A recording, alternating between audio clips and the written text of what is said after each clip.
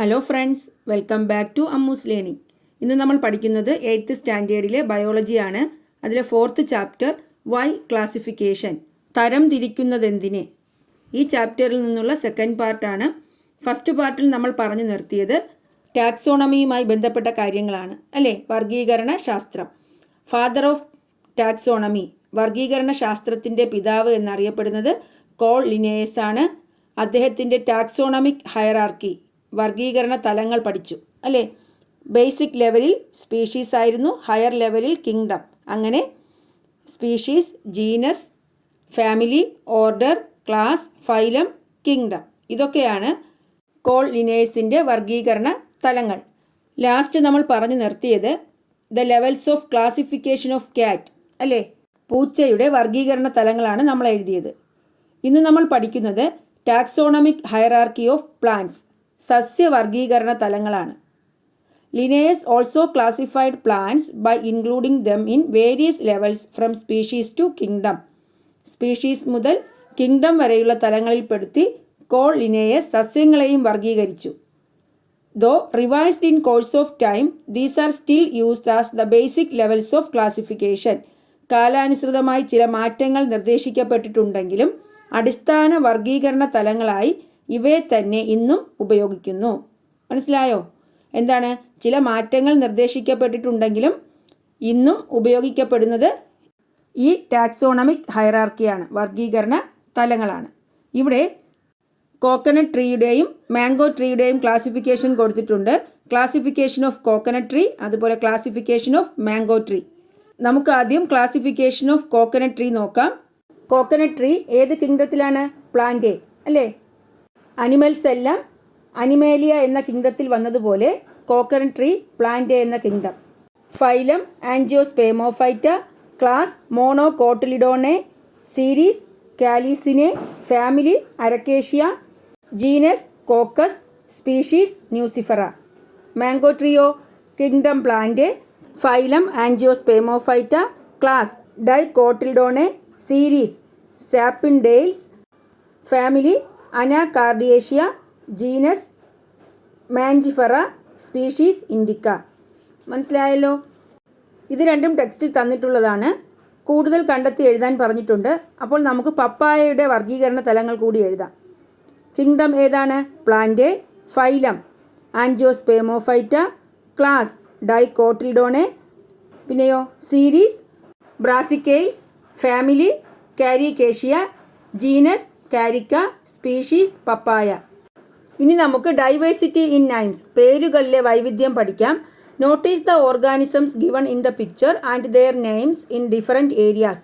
ചിത്രങ്ങളിലെ ജീവികളെയും വ്യത്യസ്ത പ്രദേശങ്ങളിൽ അവയ്ക്കുള്ള പേരുകളും ശ്രദ്ധിക്കൂ. എന്താണ്? ഉപ്പൻ, ചെമ്പോത്ത്, ചകോരം. ഇതോ ഈ പ്ലാന്റിനെ അറിയപ്പെടുന്നത് വട്ട, പൊടുകണ്ണി, ഉപ്പുത്തി. അതുപോലെ ഇതോ പപ്പായ, കപ്പളങ്ങ, കറമൂസ, ഓമയ്ക്ക.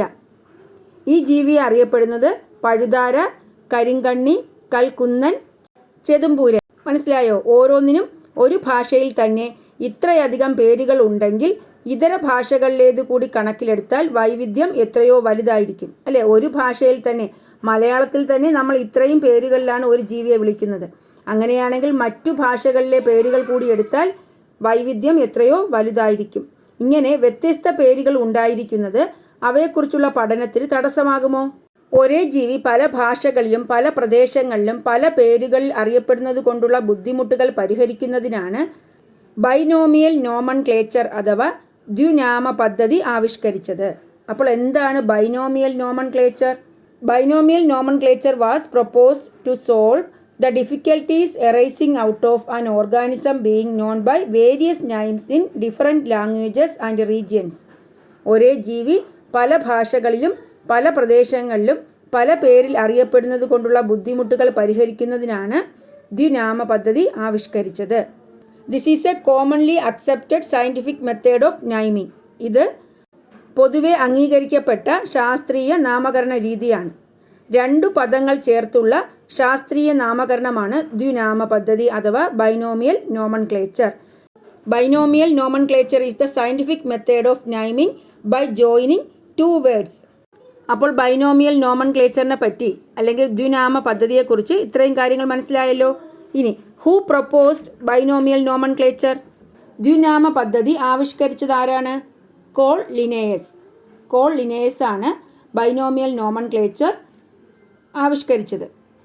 2 വേർഡ്സ് കൂട്ടിച്ചേർത്തുകൊണ്ടുള്ള സയൻറ്റിഫിക് മെത്തേഡാണെന്ന് പറഞ്ഞു അല്ലേ, സയൻറ്റിഫിക് മെത്തേഡ് ഓഫ് നൈമിംഗ് ആണെന്ന് പറഞ്ഞു.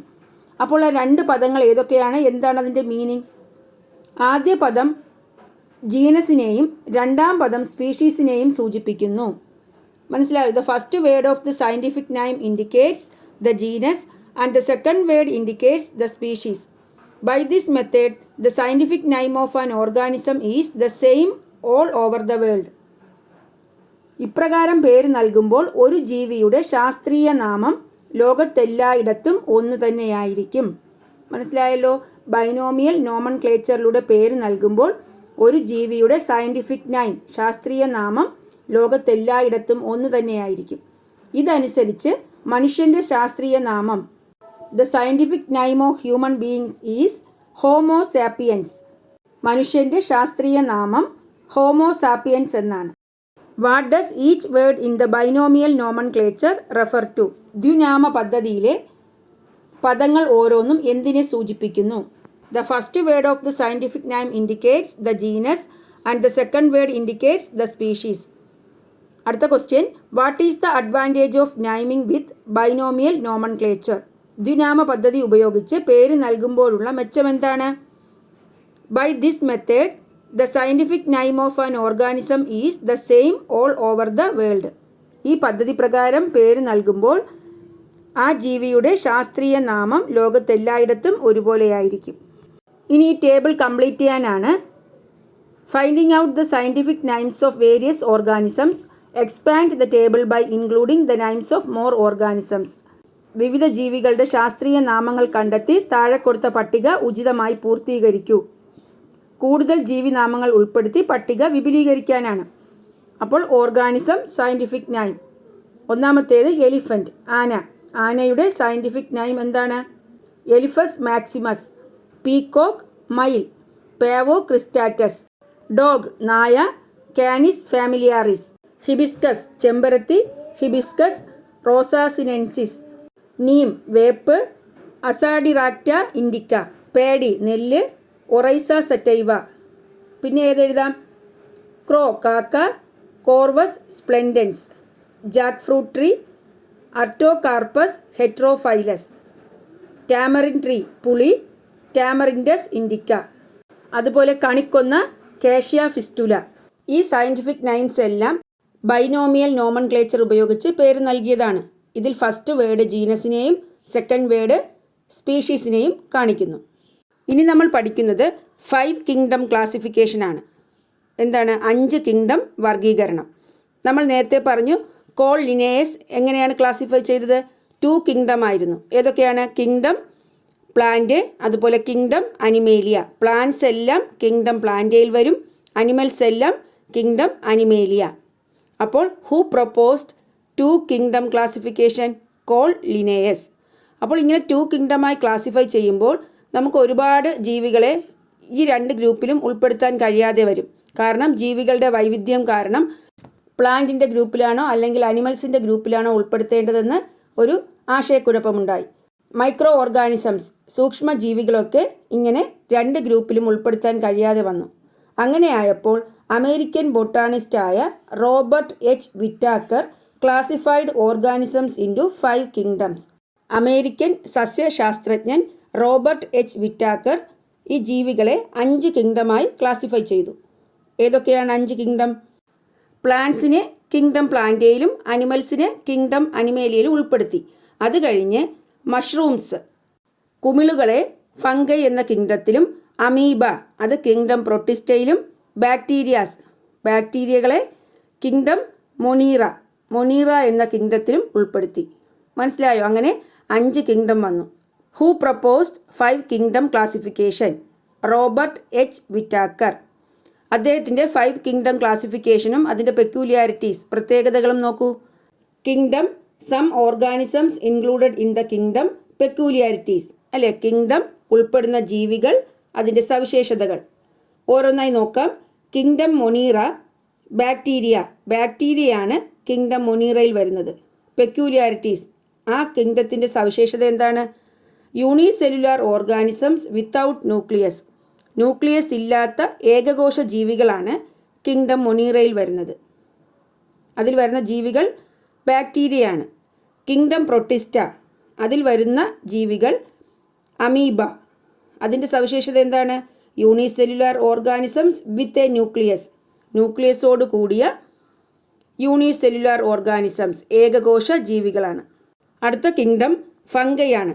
അതിൽ വരുന്നത് മഷ്റൂംസ്, കുമിളുകളാണ്. Peculiarities: non motile, heterotrophic unicellular or multicellular organisms. സഞ്ചരിക്കാൻ കഴിവില്ലാത്ത പരപോഷികളായ ഏകകോശ ജീവികൾ അല്ലെങ്കിൽ ബഹുകോശ ജീവികൾ. മനസ്സിലായോ? ഹെറ്ററോട്രോഫിക് എന്ന് വെച്ചാൽ എന്താണ്? പരപോഷികൾ എന്ന് വെച്ചാൽ മറ്റുള്ള പ്ലാന്റ്സിനെയോ അനിമൽസിനെയോ ആഹാരമാക്കുന്നവ അല്ലേ? അങ്ങനെ സഞ്ചരിക്കാൻ കഴിവില്ലാത്ത പരപോഷികളായ ഏകകോശ ജീവികളുമാകാം ബഹുകോശ ജീവികളുമാകാം.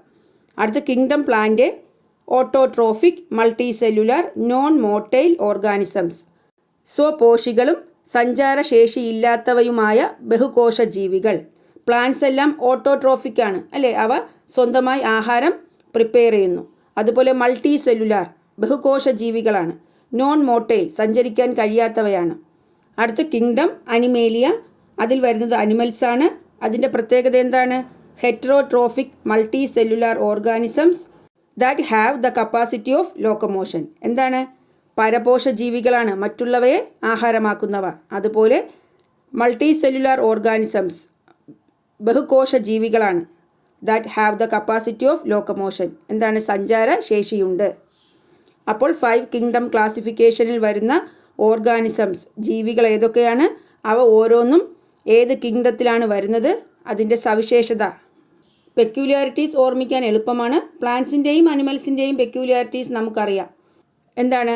മൾട്ടി സെല്ലുലാർ ഓർഗാനിസംസ് ആണ്. അതുപോലെ അനിമൽസ് ആണെങ്കിൽ ലോക്കോമോഷൻ, സഞ്ചാരശേഷിയുണ്ട്. പ്ലാന്റ്സ് ആണെങ്കിൽ നോൺ മോട്ടൈൽ അല്ലേ?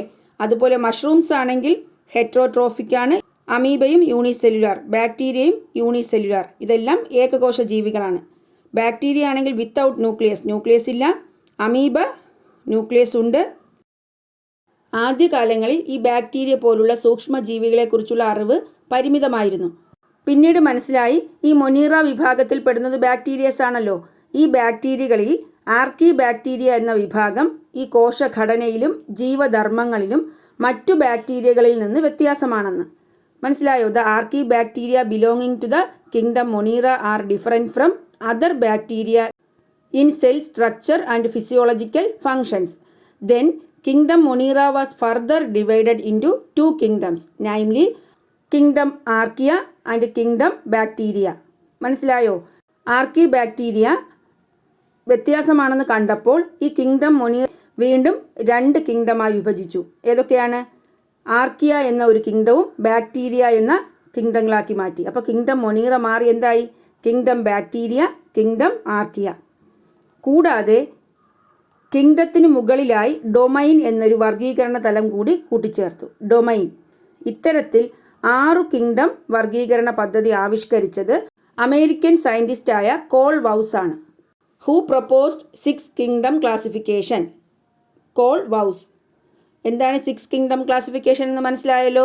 5 കിങ്ഡം ക്ലാസിഫിക്കേഷനിലെ കിങ്ഡം മൊണീറയിൽ ബാക്ടീരിയസ് ആണ് ഉൾപ്പെടുത്തിയിരുന്നത്. അപ്പോൾ ആർക്കി ബാക്ടീരിയ എന്നൊരു വിഭാഗം ഈ ബാക്ടീരിയാസിൽ നിന്നും വ്യത്യസ്തമാണെന്ന് കണ്ടപ്പോൾ ഈ കിങ്ഡം മൊണീറയെ വീണ്ടും എന്തായിട്ട് ക്ലാസിഫൈ ചെയ്തു? ആർക്കിയ എന്നൊരു കിങ്ഡമായിട്ടും പിന്നെയോ ബാക്ടീരിയ എന്ന കിങ്ഡമായിട്ടും 2ആയി വിഭജിച്ചു. പിന്നെ കിങ്ഡത്തിന് മുകളിലായി ഡൊമൈൻ എന്നൊരു വർഗീകരണ തലം കൂടി ഉൾപ്പെടുത്തി. നേരത്തെ കിങ്ഡം ആയിരുന്നു ഹയസ്റ്റ് ലെവൽ അല്ലേ? ഇവിടെ കിങ്ഡത്തിന് മുകളിലായി ഡൊമൈൻ എന്നൊരു വർഗീകരണ തലം കൂടി ഉൾപ്പെടുത്തി. Analyse the illustration given below with the help of the indicators. Discuss it and write down your inferences in the science diary.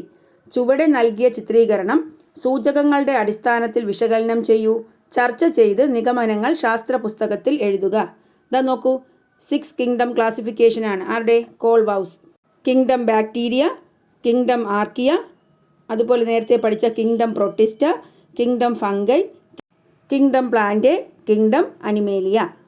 അതിന് മുകളിൽ ഈ ബാക്ടീരിയയുടെ മുകളിൽ ഡൊമൈൻ ബാക്ടീരിയ, അതുപോലെ ആർക്കിയ ഡൊമൈൻ ആർക്കിയ, ഈ പ്രൊട്ടിസ്റ്റ, ഫംഗൈ, പ്ലാന്റ്, അനിമേലിയ ഇതെല്ലാം കൂടി ചേർത്ത് ഡൊമൈൻ യൂക്കേരിയ. ബാക്ടീരിയ വരുന്നത് ഡൊമൈൻ ബാക്ടീരിയയിലും ആർക്കിയ വരുന്നത് ഏത് ഡൊമൈൻ? ആർക്കിയ ഡൊമൈനിലും. ഈ പ്രൊട്ടിസ്റ്റ, ഫംഗൈ, പ്ലാന്റ്, അനിമേലിയ ഇത് യൂക്കേരിയ ഡൊമൈനിലുമാണ് വരുന്നത്. ഇനി ഇൻഡിക്കേറ്റേഴ്സ് നോക്കൂ. Limitations of 2 kingdom classification. 2 kingdom ക്ലാസിഫിക്കേഷൻ്റെ വർഗീകരണത്തിൻ്റെ പരിമിതികളാണ്. എന്താണ് പരിമിതികൾ? നമ്മൾ നേരത്തെ പറഞ്ഞു, in 2 kingdom classification all the organisms are classified in to Animalia and plant. അല്ലേ? 2 കിങ്ഡം വർഗീകരണത്തിൽ അനിമേലിയ, പ്ലാന്റ് ഇങ്ങനെ 2 കിങ്ഡത്തിലാണ് ഉൾപ്പെടുത്തിയിരുന്നത്. Based on these all the organisms cannot be properly classified. ഇതിൻ്റെ അടിസ്ഥാനത്തിൽ എല്ലാ ജീവികളെയും ശരിയായ രീതിയിൽ വർഗീകരിക്കാൻ കഴിയില്ലായിരുന്നു. Organisms like bacteria and amoeba cannot be included in the 2 kingdoms. ജീവികളായ ബാക്ടീരിയകളെയും അതുപോലെ അമീബയെയും ഈ 2 കിങ്ഡത്തിൽ ഉൾപ്പെടുത്താൻ കഴിഞ്ഞില്ല. ഇതാണ് 2 കിങ്ഡം ക്ലാസിഫിക്കേഷൻ്റെ ലിമിറ്റേഷൻസ്, പരിമിതി. അടുത്ത് possibilities of 5 kingdom classification. 5 kingdom വർഗീകരണത്തിൻ്റെ സാധ്യതകൾ. നമ്മൾ നേരത്തെ പറഞ്ഞതുപോലെ ഈ 2 കിങ്ഡം ക്ലാസിഫിക്കേഷൻ അനുസരിച്ച് എല്ലാ അനിമൽസിനെയും ശരിയായ രീതിയിൽ വർഗീകരിക്കാൻ കഴിഞ്ഞില്ല. അല്ലേ? എന്തു പറയാം? All the organisms cannot be properly classified based on the 2 kingdom classification. 5 kingdom classification is a scientific pattern of classification. ഒരു ശാസ്ത്രീയ രീതിയിലുള്ള തരംതിരിക്കലാണ്, വർഗീകരണ രീതിയാണ് 5 kingdom classification. It gives the opportunity to classify the organisms more scientifically. ജീവികളെ ശാസ്ത്രീയമായ രീതിയിൽ വർഗീകരിക്കുന്നതിനുള്ള ഒരു അവസരമാണ് ഈ 5 കിങ്ഡം ക്ലാസിഫിക്കേഷൻ നൽകുന്നത്. അടുത്ത question, circumstances that led to the formulation of 6 kingdom classification. 6 kingdom വർഗീകരണത്തിലേക്ക് നയിച്ച സാഹചര്യങ്ങൾ. അത് നമ്മൾ നേരത്തെ പറഞ്ഞു. എന്താണ്? The archaebacteria belonging to the kingdom Monera are different from other bacteria in cell structure and physiological functions. Then kingdom Monera was further divided into 2 kingdoms, namely archaea and bacteria. Besides this, one more level of classification named domain was added above the kingdom. It was the 6 kingdom classification. Find out the various levels of classification of human beings based on the 6 kingdom classification and complete the table suitably. 6 kingdom വർഗീകരണ രീതി അനുസരിച്ച് മനുഷ്യൻ്റെ വിവിധ വർഗീകരണ തലങ്ങൾ കണ്ടെത്തി പൂർത്തിയാക്കൂ. അപ്പോൾ 6 kingdom classification അനുസരിച്ച് മനുഷ്യനെ ഏതൊക്കെ വർഗീകരണ തലത്തിൽ ഉൾപ്പെടുത്താം? ഞാൻ നേരത്തെ പറഞ്ഞു, കിങ്ഡത്തിന് മുകളിലായി ഡൊമൈൻ ഉണ്ട്. അല്ലേ? Domain Eukarya. ഏതൊക്കെ കിങ്ഡമാണ് യൂക്കേരിയ ഡൊമൈനിൽ വരുന്നതെന്ന് നമ്മൾ നേരത്തെ പറഞ്ഞു. അടുത്ത kingdom Animalia, phylum Chordata, class Mammalia, order primates, family Hominidae, genus Homo, species sapiens. നേരത്തെ നമ്മൾ പറഞ്ഞല്ലോ, ഹോമോ സാപ്പിയൻസ് എന്നാണ് binomial nomenclature. Scientific name of human beings ഏതാണ്? Homo sapiens. അതിൽ ഹോമോ എന്ന വേർഡ് ജീനസും സാപ്പിയൻസ് എന്ന വേർഡ് സ്പീഷീസിനെയുമാണ് സൂചിപ്പിക്കുന്നത്. അപ്പോൾ ഇത് മനസ്സിലായെന്ന് വിചാരിക്കുന്നു. അതുപോലെ ഒരു കാര്യം പറയാൻ വിട്ടുപോയി.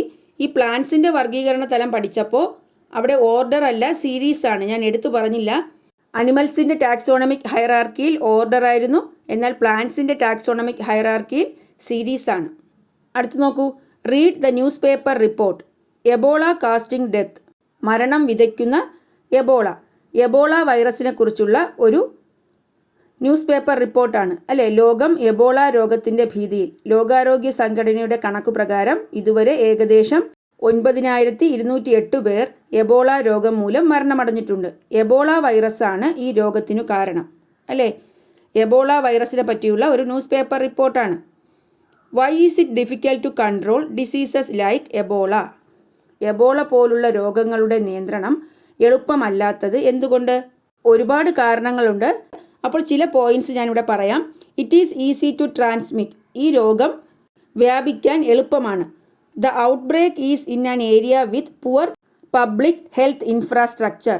പൊതു ആരോഗ്യ സംവിധാനങ്ങൾ കുറവുള്ള ഏരിയാസിലാണ് ഇത് കൂടുതലും വ്യാപിക്കുന്നത്. Ebola is difficult to treat and control. Ebola ചികിത്സിക്കാനും അതുപോലെ നിയന്ത്രിച്ച് നിർത്താനും ബുദ്ധിമുട്ടാണ്. മനസ്സിലായല്ലോ. Read the description on virus, discuss with the help of the indicators and write down the inferences in the science diary. വൈറസുകളെ പറ്റിയുള്ള വിവരണം വായിക്കൂ. സൂചകങ്ങളുടെ അടിസ്ഥാനത്തിൽ ചർച്ച ചെയ്ത് നിഗമനങ്ങൾ ശാസ്ത്ര പുസ്തകത്തിൽ എഴുതാനാണ്. Catch me if you can, പിടിതരില്ല ഞാൻ. ഈ ഡിസ്ക്രിപ്ഷൻ നിങ്ങൾ വായിക്കുക. ഇതിലെന്താ പറയുന്നത്? വൈറസിന് കോശമില്ല, അതുപോലെ ജനിതക വസ്തുവും പ്രോട്ടീൻ കവചവും പ്രോട്ടീൻ കോട്ടിങ്ങും അതുപോലെ ജനറ്റിക് മെറ്റീരിയലും കൊണ്ടാണ് ആവരണം ചെയ്തിരിക്കുന്നത്. പല മാരക രോഗങ്ങളുടെയും കാരണക്കാരനാണ്. ജീവകോശത്തിനുള്ളിലേ എനിക്ക് ജീവിക്കാനാവൂ. എന്താണ്? അതിന് സെല്ലിന് പുറത്ത് ജീവിക്കാനാവില്ല. സെല്ലിന് പുറത്ത് അത് ഇനാക്റ്റീവാണ്. പിന്നെയോ ഒരു സെല്ലിനുള്ളിൽ മാത്രമേ, ജീവനുള്ള ഒരു കോശത്തിനുള്ളിൽ മാത്രമേ ജീവിക്കാനാവൂ. ഒരു ഹോസ്റ്റ് സെല്ലിനുള്ളിൽ പ്രവേശിച്ചു കഴിഞ്ഞാൽ, ഒരു ആതിഥേയ കോശത്തിലെത്തിയാൽ അവിടുത്തെ മെറ്റീരിയൽസ് എല്ലാം ഉപയോഗിച്ച് അത് മൾട്ടിപ്ലൈ ചെയ്യുന്നു. മനസ്സിലായോ? ആ വിഭവങ്ങൾ ഉപയോഗിച്ച് അത് പെരുകും. പെരുകി ആ കോശത്തെ നശിപ്പിച്ച് പുറത്തു വന്ന് പുതിയ കോശങ്ങളിൽ പ്രവേശിക്കും. മനസ്സിലായോ? ഒരു ഹോസ്റ്റ് സെല്ലിനുള്ളിൽ പ്രവേശിച്ചു കഴിഞ്ഞാൽ അവിടുത്തെ മെറ്റീരിയൽസ് എല്ലാം ഉപയോഗിച്ച് അതെന്ത് ചെയ്യും? മൾട്ടിപ്ലൈ ചെയ്ത് പിന്നെ പുറത്തു വന്ന് പുതിയ കോശത്തിൽ പ്രവേശിക്കുന്നു. What are the peculiarities of virus? വൈറസിൻ്റെ സവിശേഷതകൾ എന്തെല്ലാം? എന്തൊക്കെയാണ് വൈറസുകളുടെ സവിശേഷത? നമ്മളിവിടെ പറഞ്ഞു. എ സെല്ലുലാർ, കോശമില്ല. It has a protein coat with genetic material in it, ജനിതക വസ്തു കൊണ്ടുള്ള പ്രോട്ടീൻ കവചമാണ്. It is inactive outside the cell, കോശത്തിന് പുറത്ത് നിർജീവമാണ്.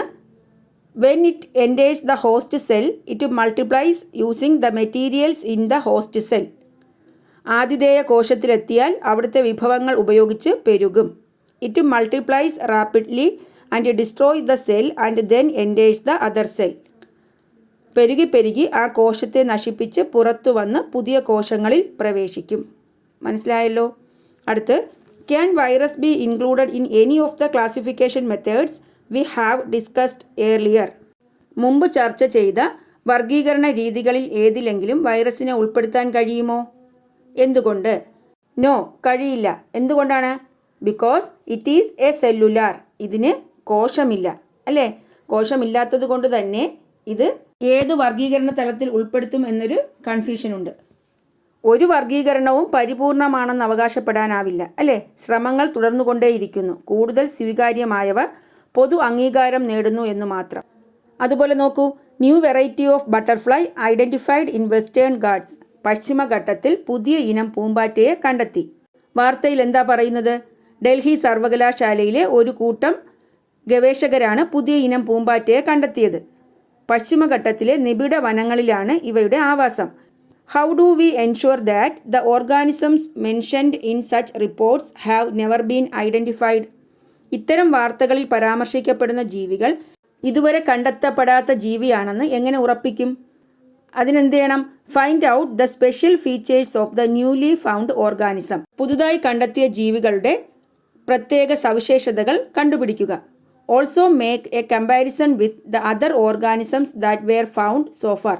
മുമ്പ് കണ്ടെത്തിയ ജീവികളുടെ സവിശേഷതകളുമായി ഇതിൻ്റെ സവിശേഷത കമ്പയർ ചെയ്യുക, താരതമ്യം ചെയ്യുക. Confirm that these organisms are new once. എന്നിട്ട് എന്ത് ചെയ്യണം? ഈ ഓർഗാനിസം, ഈ പുതുതായി കണ്ടെത്തിയ ജീവികൾ പുതിയതാണോ എന്ന് ഉറപ്പിക്കുക. Classify the organisms using the taxonomic keys. അത് കഴിഞ്ഞ് ഈ ജീവിയെ ടാക്സോണമിക് കീകൾ ഉപയോഗിച്ച് തരംതിരിക്കുക. Thereafter use genus name and species name to name the organism. അത് കഴിഞ്ഞ് ഈ ജീവിക്ക് സയൻറ്റിഫിക് നൈം നൽകുക, അല്ലെ? എങ്ങനെയാണ്? ജീനസ് നൈമും സ്പീഷീസ് നൈമും നൽകി സയൻറ്റിഫിക് നൈം നൽകുക. Include them among the organisms that were identified earlier. അത് കഴിഞ്ഞ് മുൻപ് കണ്ടെത്തിയ ജീവികളുടെ കൂട്ടത്തിൽ ഇതിനെ ഉൾപ്പെടുത്തുക. അപ്പോൾ ഈ താഴെ തന്നിരിക്കുന്ന ഇൻഡിക്കേറ്റേഴ്സ് ഉപയോഗിച്ചാണ് ഞാനിത് ആൻസർ ചെയ്തത്. എന്താണ്? Observation of peculiarities, verification of details, use of taxonomic keys, scientific naming, classification. ഇനിയും തിരിച്ചറിയപ്പെട്ടിട്ടില്ലാത്ത ലക്ഷക്കണക്കിന് ജീവജാലങ്ങൾ ഭൂമുഖത്തുണ്ട്. സവിശേഷതകൾക്കനുസരിച്ച് തരം തിരിച്ചും ശാസ്ത്രീയമായി പേരു നൽകിയും ശാസ്ത്രലോകം പുതിയ അതിഥികളെ സ്വീകരിക്കുന്നു. ലോകമെമ്പാടുമുള്ള ഗവേഷകർ പുതിയതിനെ കണ്ടെത്താനുള്ള അന്വേഷണം തുടർന്നുകൊണ്ടിരിക്കുന്നു. അപ്പോൾ ഇത്രയും കാര്യങ്ങളാണ് ഈ ചാപ്റ്ററിൽ പഠിക്കാനുള്ളത്. ഇനി ലെറ്റേഴ്സ് അസസ്, വിലയിരുത്താം കൂടി നോക്കാം. Identify the word pair relation and filling the blanks. പദജോടി ബന്ധം മനസ്സിലാക്കി വിട്ട ഭാഗം പൂരിപ്പിക്കുക. 5 kingdom classification Robert H Whittaker ആയിരുന്നു. അപ്പോൾ 6 കിങ്ഡം ക്ലാസിഫിക്കേഷനോ കോൾവൗസ് അല്ലേ. ചരക സംഹിത, ചരകൻ രചിച്ച ചരക സംഹിത. അപ്പോൾ ജോൺ റേയോ ഹിസ്റ്റോറിയ ജനറാലിസ് പ്ലാന്റേറം. അടുത്ത question, hints about some organisms are given below. Name the kingdom to which these organisms belong. ചില ജീവികളെ സംബന്ധിച്ച സൂചനകൾ നൽകിയിരിക്കുന്നു. ഇവ ഉൾപ്പെടുന്ന കിങ്ഡങ്ങളുടെ പേരെഴുതുക. Multicellular heterotrophic organisms with a nucleus and capacity for locomotion. വ്യക്തമായ ന്യൂക്ലിയസോട് കൂടിയവയും പരപോഷികളും സഞ്ചാരശേഷിയുള്ളവയുമായ ബഹുകോശ ജീവികൾ. ഏത് കിങ്ഡമാണ്? അനിമേലിയ അല്ലേ. അനിമൽസ് ഉൾപ്പെടുന്ന Animalia kingdom.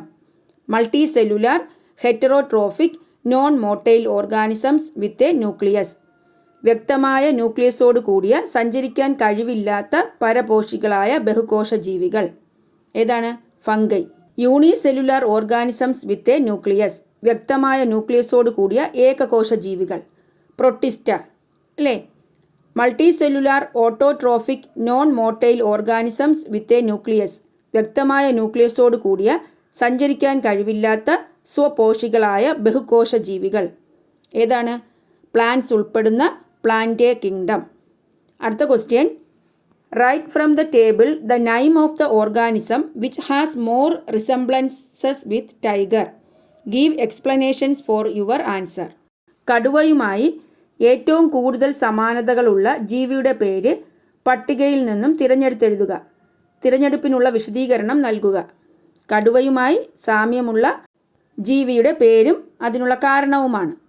Common name, scientific name, സാധാരണ നാമം, ശാസ്ത്രീയ നാമം. ടൈഗർ, വൂൾഫ് ചെന്നായ, ലയൺ സിംഹം, ക്യാറ്റ് പൂച്ച, ഡോഗ് നായ. ഓരോന്നിൻ്റെയും ശാസ്ത്രീയ നാമം തന്നിട്ടുണ്ട്.